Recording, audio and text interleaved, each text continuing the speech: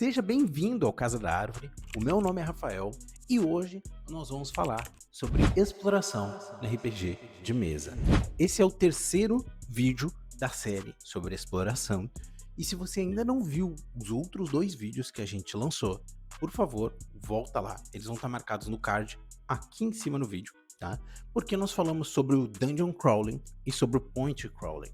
E todas essas formas de exploração meio que se conectam, né? Cada uma tem um ponto forte e a que a gente vai conversar hoje é uma das mais antigas e mais utilizadas para fazer trajetórias longas por terrenos desconhecidos. É o Hex Crawling.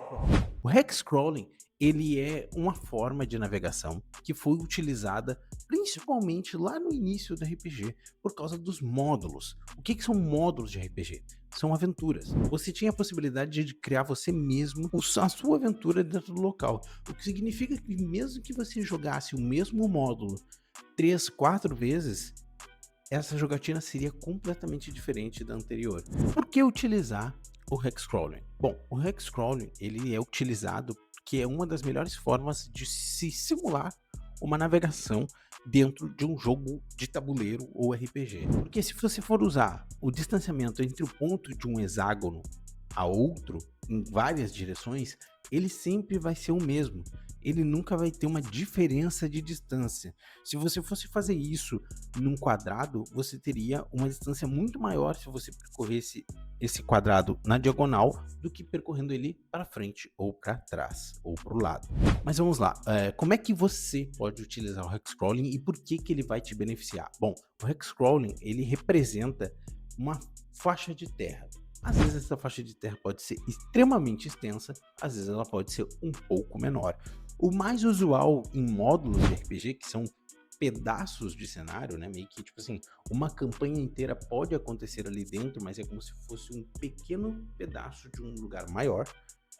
Geralmente são hacks de 6 milhas, que é o equivalente ali, arredondando, tá, a 10 quilômetros de distância de uma ponta do hexágono a outra. É lógico que se você vai utilizar aí uma exploração muito mais continental, né, é uma viagem semelhante a Senhor dos Anéis, onde o pessoal vai sair de um ponto do continente e ir para no outro, os hexágonos eles vão contemplar 24 milhas ou 12 milhas, né, vai ter que ser maior, porque a caminhada ela passa a ser muito maior.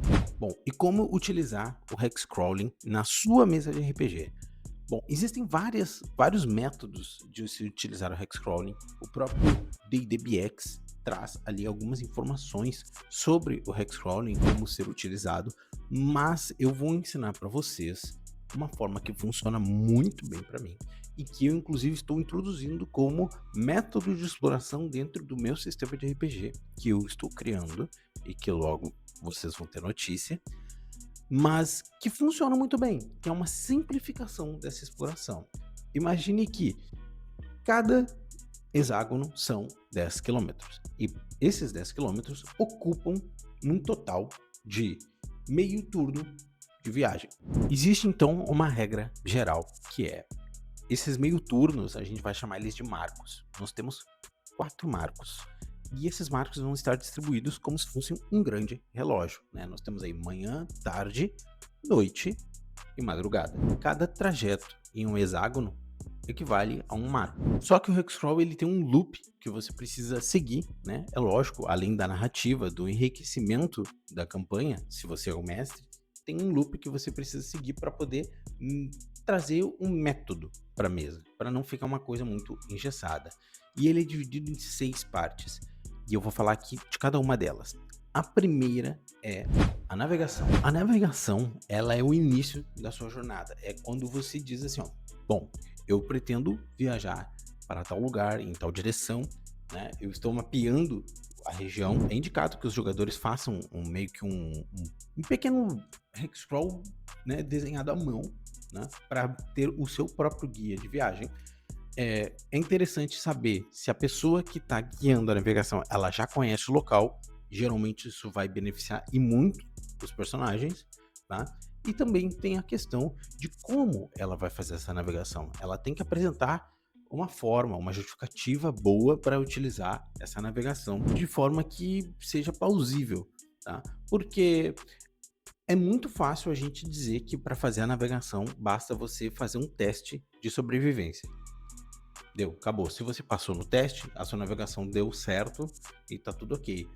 Eu prefiro não fazer isso, tá? Porque a gente instiga os jogadores a pensarem em formas de fazer essa navegação, em formas de conseguir fazer esse trajeto ser mais realista, entre aspas, né? Bem entre aspas, mas tendo o real receio de se perder, tendo, né, as suas referências de sobrevivência e tudo mais que podem ajudar durante a navegação através desses erros. O próximo ponto é o evento.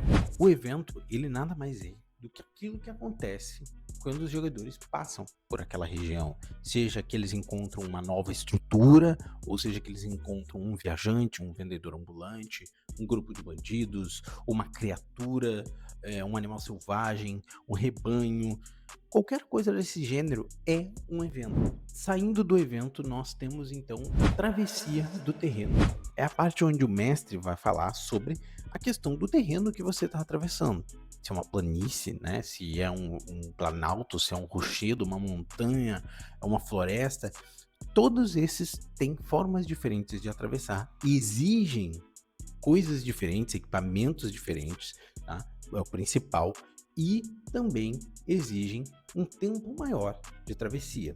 Como eu falei antes, nós temos os marcos. Você vai levar uma manhã para atravessar um hexágono para outro que seja de um terreno fácil, que é mais ou menos uma planície, né? Um gramado, um grande planalto, coisas desse gênero. Complementando, né, essa parte da travessia do terreno, nós temos aí recursos. Existem formas de pegar recursos, né? Você pode parar um marco e procurar ativamente por um recurso específico, né? Por exemplo, você vai caçar, então você vai ativamente procurar por algum tipo de animal que você possa utilizar para fazer uma refeição completa, ou pelo menos para todo mundo, tá? Você pode também gastar um pouco mais de tempo para poder fazer com que essa caça renda mais unidades de refeição, para que você possa gastar essas unidades de refeição durante a viagem. Bom, e nós temos aqui a possibilidade de fazer uma exploração adicional, que é o que eu acabei de comentar. Você pode gastar parte do seu tempo daquele marco para procurar alguma coisa, seja ela um recurso, uma estrutura, algum tipo de informação, tá? E por último, nós temos um acampamento, que é basicamente uma forma de estruturar ali o que cada um vai fazer. Geralmente o acampamento ele não vai ser montado por uma pessoa só, ele vai ser montado por praticamente todas, ou seja, cada um vai gastar uma ação montando esse acampamento e uma ação desmontando o acampamento depois na madrugada, tá? Então, amigos, com essas informações, sabendo o que é a navegação, o que é o evento, como é que funcionam os encontros, os obstáculos, como é que é a navegação, montagem de acampamento, exploração adicional, mantendo tudo isso em mente, você já tem o que você precisa para poder jogar o seu Hexcrawling. Você pode muito bem começar agora a fazer um Hexcrawling com seus amigos, que vai funcionar super ok, eu tenho certeza disso, tá? A grande questão é, vai ter variações? Vai ter variações. Por exemplo, de cenário para cenário, você vai ter criaturas em um lugar que não vai ter em outro. Você vai ter, por exemplo, criaturas que vão existir na floresta que não vão existir em determinado local. Ou, por exemplo, o recurso de água num deserto é muito mais difícil de encontrar do que um recurso de água próximo de um riacho, correto? Esse tipo de fator vai mudar ali o jogo um pouco, mas ele é o básico para você começar. E aí vai montando como se fosse um grande jogo de blocos ali, detalhes que vão agregando ao seu jogo e vão deixar ele muito mais imersivo. Falando sobre imersão, nós terminamos aqui o nosso vídeo, tá? Eu quero agradecer e muito para quem está acompanhando essa série de vídeos, porque foi a primeira série de vídeos que eu fiz no canal, com o intuito de fazer algo sucinto, algo bom, algo que as pessoas vão querer ver, vai ser útil, né? Eu tenho recebido feedbacks positivos de vocês, muito obrigado por isso, tá? Por quem comentou nos últimos vídeos, tá fazendo realmente um efeito muito positivo aqui, tá? Porque me motiva a fazer muito mais vídeos e também me ajuda a querer explicar mais sobre os métodos e outras coisas que eu conheço, que eu uso para vocês, né? Porque é tudo questão de discussão, tudo é XP, tudo funciona dessa forma para quem joga RPG. Então, eu queria agradecer mais uma vez, muito obrigado por ter assistido esse vídeo até aqui e te encontro no próximo vídeo. Falou!